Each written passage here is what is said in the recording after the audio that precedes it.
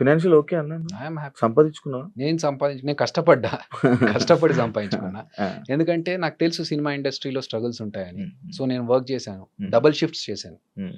Morning software job చేశాను. మధ్యలో events చేశాను. జబర్దస్త్ చేశాను. హ్మ్. ఒక్కొక్కసారి ఎలాంటి పరిస్థితిలో ఉండేదంటే నైట్ 2:00 వరకు షూటింగ్ చేసి మళ్ళీ మార్నింగ్ 8 కల్లా ఆఫీస్‌కెళ్ళిపోతే కళ్ళకి నిద్ర లేక ఇట్లా రెడ్‌గా అయిపోతే ఒక 10 నిమిషాలు బ్రేక్ తీసుకుందామని వెళ్ళి బాత్రూమ్‌లో కమోడ్ క్లోజ్ చేసుకొని బాత్రూమ్‌లో ఒక 10 నిమిషాలు పవర్ న్యాప్. చాలా సందర్భాల్లో కార్‌లో డ్రెస్ మార్చుకున్న సిట్యుయేషన్స్ ఉన్నాయి నాకు. ఆహా! షూటింగ్ నుంచి ఆఫీస్‌కెళ్ళాలి. హ్మ్. షూటింగ్ అయిపోయినాక హ్యాపీగా ఇంటికెళ్ళి పడుకోవచ్చు కదా! లేదు, నేను ఆఫీస్‌కెళ్ళాలి. షూటింగ్‌లో మధ్యలో ఆగి షర్ట్ మార్చుకొని మళ్ళీ ఫార్మల్స్ ఏసుకొని హ్మ్. వెళ్ళి షూ ఏసుకొని ఆఫీస్‌కెళ్ళేటప్పటికి మంచిగా నీట్‌గా దువ్వుకొని ఆఫీస్‌లోకెళ్ళిపోతా. హ్మ్. సో, అది నాకెవరో ఫ్రీగా ఇచ్చిన డబ్బు గాదు. నేను కష్టపడి హ్మ్. డబుల్ షిఫ్ట్‌లు, ట్రిపుల్ షిఫ్ట్‌లు చేసుకుంటూ హ్మ్. ఒకసారి ఇక్కడ చేసుకొని మళ్ళీ అక్కడికెళ్ళి okay. That's okay. Because we are not working for free. Hmm. Hmm. So, డబ్బులొస్తున్నప్పుడు మనం కష్టపడడంలో తప్పులేదుగా. హ్మ్. అలా ఫైనాన్షియల్‌గా నాకు నేను సొంత ఇల్లు? స్టెబిలిటీ. నేను జబర్దస్త్‌లో రాకముందే సొంత ఇల్లు. సొంత యాహ్! నువ్వు కొనుక్కుందే. నేను కొనుక్కున్నా. ఓకే. సూపర్. సూపర్. అంటే ప్రొఫెషనల్ లైక్ మీ ప్రొఫెషనల్‌లో కొన్ని సార్లు బాధపడ్డ సిట్యుయేషన్‌లు ఉన్నాయని విన్నాను. బాధపడ్డా? కొన్ని సార్లు ఏంటి, చాలా సార్లు పడతా ఉంటాం. హ్మ్. చాలా ఏ సార్లు పడతాం. అంటే అదే నేను విన్నది లైక్ నువ్వు సెపరేట్‌గా ఎళ్లి ఎలోన్‌గా ఫీల్ అవుతావు అంట. నీ బాధను మళ్ళీ వేరే వాళ్ళకి ఎవరు షేర్ చేసుకోవు. అంతేగా. మనం హ్యాపీనెస్ షేర్ చేసుకోవాలని బాధలు షేర్ చేసుకుంటే ఏంటి? ఏడుస్తావానా? Rare case. చాలా రేర్ కేస్. ఎలాంటి సందర్భాల్లో ఏడుస్తావన్నా నార్మల్‌గా? నేను కొంచెం ఎమోషనల్. అవును. ఇందాక ఇలా ఫ్యామిలీ అన్నప్పుడే అర్థమైందన్న. లేదు. ఫ్యామిలీకి రిలేటెడ్ అట్లాంటివి ఏదైనా ఉంటే నేను అసలు తట్టుకోలేను. హ్మ్. అదర్‌వైజ్ నేను ఒక చిన్న ఇన్సిడెంట్ చెప్తా. ఈ మంచి క్వెషన్ అడిగిన దానికి నేను ఒక ఇన్సిడెంట్ చెప్తా. చేతికి నాకు 15 కుట్లు పడ్డాయి. ఆ! ఓకే. సో, ఇదేం అదేంటా జరిగిందంటే అంత అయిపోయింది ఆ! లావుగా? ఇదేం జరిగిందంటే ఒక మూవీలో ఫైట్ సీక్వెన్స్ చేస్తున్నాం. ఆ కొట్టినప్పుడు ఆ ఫైటర్‌కి పన్నుకు తగిలింది. తగలడం వల్ల ఇది కట్ అయిపోయి ఇది ఇంత వాచిపోయింది అప్పుడే. బ్లడ్ బ్లీడ్ అవుతా ఉంది. ఇది కట్ అయిపోయింది. హ్మ్. ఇంకా చేతికి కట్టు కట్టుకొని షూటింగ్ మధ్యలో ఆపలేంగా. వాళ్ళకి అవును. ఇబ్బంది మళ్ళీ అవును. అవును. అంతమంది వెయిట్ చేస్తున్నప్పుడు. హ్మ్. కట్టు కట్టుకొని షూటింగ్ అంతా ఫినిష్ చేశాం. మార్నింగ్ 9కి 8:30, 9కి దెబ్బ తగిలితే హ్మ్. ఈవినింగ్ 6 వరకు షూటింగ్ అలాగే చేశాం. హ్మ్. అయిపోయేసరికి ఇంత లావుగా వాచింది. హ్మ్. ఏడుపు రావట్లేదు. బాధ నొప్పి సుర్ర్ కొడతా ఉంది బ్లడ్ లోపల ఆ! నుంచి. అవును. కానీ అదయిపోయినంక నేనే కార్ డ్రైవ్ చేసుకుంటూ మళ్ళీ ఇంటికొచ్చి హ్మ్. ఇంట్లో వాళ్ళకు చెప్పకుండా పట్టీ కట్టేసుకున్నా కదా! ఏం లేదు, చిన్న లోపల ఏముందో తెలీదు ఆళ్ళకి. హ్మ్. అప్పటికే సూచర్స్ ఏపిచ్చేసి హ్మ్. పట్టీ కట్టేసుకొని పైకొచ్చేసి ఫంక్షన్ ఉందన్నారు కదా! పోదామా అన్నారు. హ్మ్. కానీ చేతికి బాగాలేదు కదరా నీకు. ఏం హ్మ్. కాదు, ఒక చెయ్యి ఉంది కదా! హ్మ్. సో, ఒక్క చేత్తో డ్రైవ్ చేసుకుంటూ వాళ్ళని తీసుకెళ్ళా. అంటే ఫిజికల్‌గా నేను మెంటల్‌గా అంటే ఇప్పుడు నాకు చెయ్యి నొప్పేసింది. హ్మ్. అయ్యయ్యో! నాకెట్లా అని చెప్పి బాధపడుకుంటూ కూర్చునే టైప్ కాదు. హ్మ్. అదే చెయ్యి పెట్టుకొని హ్మ్. అలాగే చెయ్యి అట్లా పెట్టుకొని యూఎస్‌కెళ్ళా. ఇంకోటి నెక్స్ట్ 2 డేస్‌లో యూఎస్‌లో షో ఉండింది. సో సో, నాకిప్పుడు చెయ్యి బాలేదు, నేను ఆగిపోతాను, హ్మ్. నాకు నొప్పేస్తుంది, ఇయన్నీ ఉండవు. హ్మ్. తగిలింది పోతది, తగ్గిపోతదిలే. హ్మ్. హ్మ్. ఆ టైప్ ఆఫ్ పర్సనాలిటీ నేను. హ్మ్. ఇది అయ్యింది కదా! అని చెప్పి బాధపడుతూ కూర్చొని దాని హ్మ్. గురించి ఓకే. వాట్ హ్మ్. నెక్స్ట్, దీన్నెలా మనం సాల్వ్ చేసుకోవాలి? ఈ ప్రాబ్లమ్ వచ్చింది. హ్మ్. ఇంత క్రైసిస్‌లో ఉన్నాము. హ్మ్. దీన్నెలా సాల్వ్ చేసుకోవాలి? నాకు చాలా అవమానాలు జరిగాయి. ఆ! ఒక రౌండ్ టేబుల్ ఒక నలుగురు, ఐదుగురు కూర్చోబెట్టి నేను ఒక డైరెక్షన్ చేస్తా అని చెప్పి ఒక స్టోరీ చెప్పడానికెళ్ళినప్పుడు ఇన్‌ఎక్స్‌పీరియన్స్‌డ్ ఆళ్ళంతా. నేను రాజమౌళి గారి దగ్గర వర్క్ చేశాను. ఇన్ని సంవత్సరాల నుంచి ఇండస్ట్రీలో ఉన్నాను హ్మ్. హ్మ్. అని నేను అక్కడ డిసప్పాయింట్ లేదు. నాకు ఆరుగురు కూర్చొని హ్మ్. ఇదెట్లా? అదెట్లా? అరే! What is your experience? మా ఎక్స్‌పీరియన్స్ గురించి మీరు పక్కన పెట్టండి. మేము హ్మ్. డబ్బులు పెడుతున్నాం. మీరు చెప్పండి దీనికి. సరే okay. Give me some time. I will prove it అని చెప్పి నేను మళ్ళీ నైట్ కూర్చొని హ్మ్.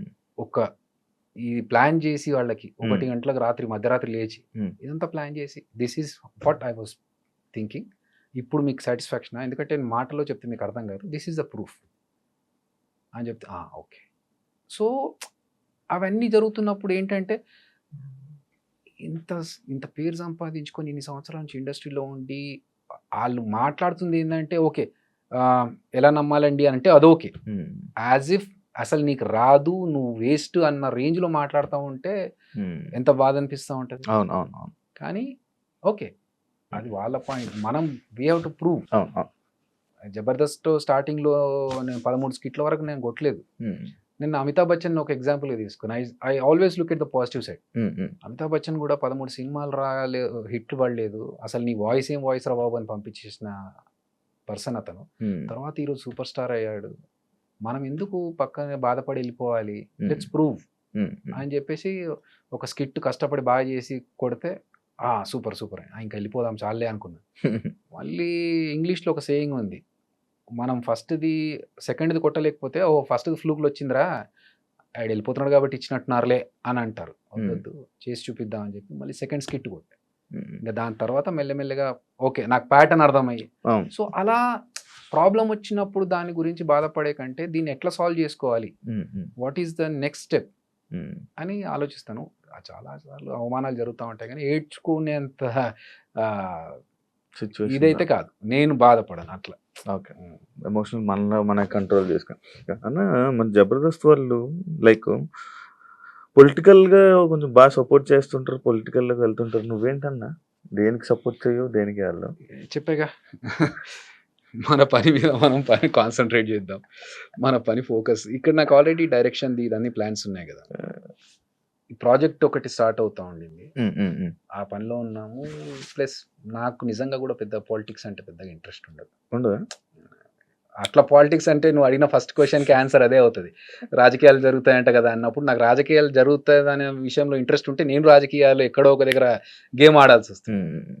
అంటే I like who is the best administrator. Hmm. అది ఎవరైనా అవును. సరే అవును. If they are doing good for the society or for the people I definitely respect them and love them. Hmm. అంతవరకు. అన్న జీవితంలో ఒక ఫైనల్ ఇది నాకు ఫైనల్ ఒక డ్రీమ్ అని అనుకునేది ఏంటన్నా అనేది? నాకు యాక్చువల్‌గా డైరెక్షన్ అనేది ఉండింది. డైరెక్షన్ అంటే ఈ కోవిడ్ ఇయన్నీ చూసిన తర్వాత హ్మ్. యమ్మా! వచ్చిన వాళ్ళందరూ హ్మ్. టప్ప ఎగిరిపోతున్నారు. హ్మ్. హ్మ్. హ్మ్. ఇదేమో మన కోరిక చాలా రోజుల నుంచి జబర్దస్త్‌లోకి రాకముందు నుంచి డైరెక్షన్ చేయాలనే కోరిక ఉండింది. హ్మ్. హ్మ్. ఇది తీరకుండానే పోతానా? అలాంటి సిట్యుయేషన్ ఎందుకంటే ఈ మధ్య కాలంలో హెల్త్ ఇష్యూస్‌తోని అవును. అవును. యంగ్ ఏజ్ ఉన్నవాళ్ళు కూడా అందరూ ఎప్పుడు ఇబ్బంది ఏమవుతుందో చాలా తెలియట్లేదు. Life is unpredictable Shiva. ఇప్పుడు ప్రెజెంట్ యాహ్! So, situation. ఇదొక్కటి మిగిలిపోద్దా? మళ్ళీ నేను పాత సినిమాలో చూపించినట్టు దయ్యమై డైరెక్షన్ చేయాలని తిరగాల్సొస్తదా? అనేది ఒక్కటి నన్ను హాంట్ చేస్తా ఉండింది.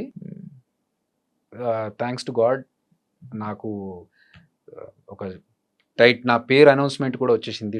Return and directed by Abhinay Krishna అని చెప్పేసి 'ఆహా' నుంచి. సో, అభినయ్ కృష్ణ అంటే కొంతమందికి తెలీదు కదా! అభినయ్ కృష్ణ అనే నా పేరు డాక్టర్ సి. నారాయణ రెడ్డి గారు పెట్టారు. ఓహ్! ఓహ్!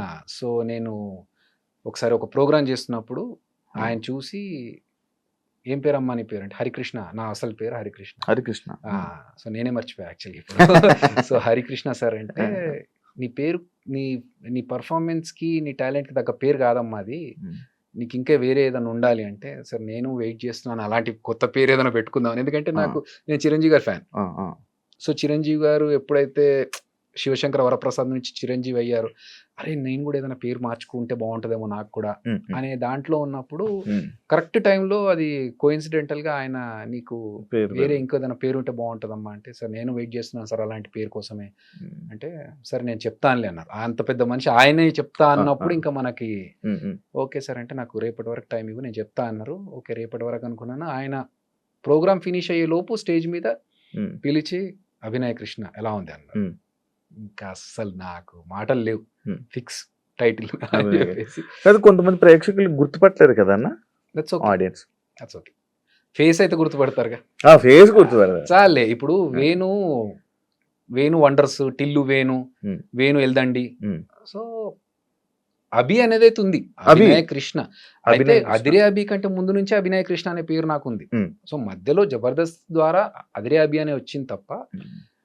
అభినయ కృష్ణ అనేది ఫస్ట్ నుంచి ఉంది నాకు. హ్మ్. సో, ఇప్పుడు తెలుసుకుంటారు. అభినయ కృష్ణ కంటే అదిరే అభి కంటే ముందు అభి అని ఏకే అని తెలుసు హ్మ్. జనాలకి. హ్మ్. హ్మ్. నేను రంగం అనే ప్రోగ్రామ్‌లో బ్యాండ్ ఉండేది నాకు. అవును. మా టీవీలో రంగం అనే ఆ! ప్రోగ్రామ్ చేసినప్పుడు ఏకే అనే బ్యాండ్ ఉండేది. హ్మ్. సో, రష్మి ఇప్పటికి ఏకే అనే పిలుస్తది. హ్మ్. అట్లా అప్పుడు ఆ పేరు హ్మ్. హ్మ్. జబర్దస్త్‌లో ఉన్నప్పుడు అదిరే అభి. ఇప్పుడు హ్మ్. అభినయ్ కృష్ణ ఓకే. ఓకే. కొత్తగా పేరు నా పేరు ఇదండి అని చెప్పుకుంటుంది. ఫైన్. ఫేస్ అయితే తెలుసు కాబట్టి ఆ! ఓహో! ఈడి పేరు మారిందా ఆ! అనుకుంటే చాలు. యాహ్! జబర్దస్త్ వల్ల ఏమైనా ఎఫెక్ట్ అయ్యావా? పాజిటివ్ గానే నెగిటివ్ గానే. రెండు. నేను నెగిటివ్స్ పెట్టుకోలేదు మైండ్లో, బట్ పాజిటివ్గా అయితే డెఫినెట్గా ఫైనాన్షియల్గా నాకు సపోర్ట్ దొరికింది, Hmm. పేరు బాగా వచ్చింది నాకు. ఆ, పెద్ద డైరెక్టర్ Hmm.